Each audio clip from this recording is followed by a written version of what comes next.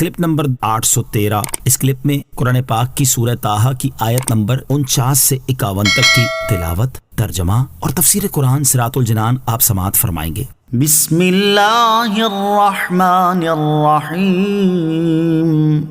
ترجمہ: اللہ کے نام سے شروع جو نہایت مہربان رحمت والا ہے۔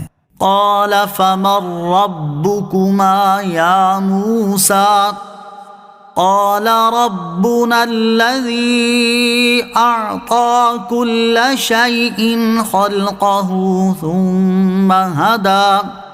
ترجمہ: فرعون بولا اے موسیٰ تو تم دونوں کا رب کون ہے؟ موسیٰ نے فرمایا ہمارا رب وہ ہے جس نے ہر چیز کو اس کی خاص شکل و صورت دی پھر راہ دکھائی۔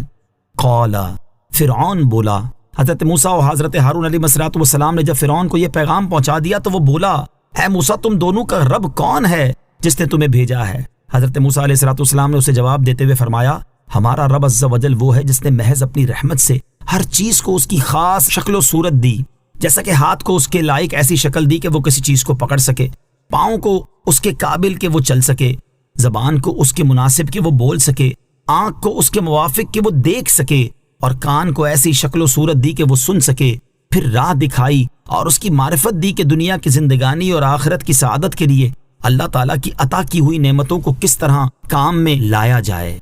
قال فما بال القرون الاولى۔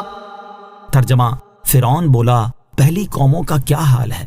قال، فرعون بولا جب حضرت موسیٰ علیہ السلام نے اللہ عز و جل کی وحدانیت اور اس کے رب ہونے پر اتنی واضح دلیل دی تو فرعون گھبرا گیا اور اس کو اپنی خود ساختہ خدائی تباہ ہوتی نظر آئی، تو اس نے حضرت موسیٰ علیہ السلام کی توجہ بدلنے کے لیے آپ علیہ السلام کو دوسری باتوں میں الجھانے لگا اور کہنے لگا کہ جو پہلی قومیں گزر چکی ہیں، مثلا قوم عاد، قوم ثمود وغیرہ، اور وہ بتوں کو پوجتی تھیں اور مرنے کے بعد زندہ کیے جانے کی منکر تھیں، ان کا کیا ہوا؟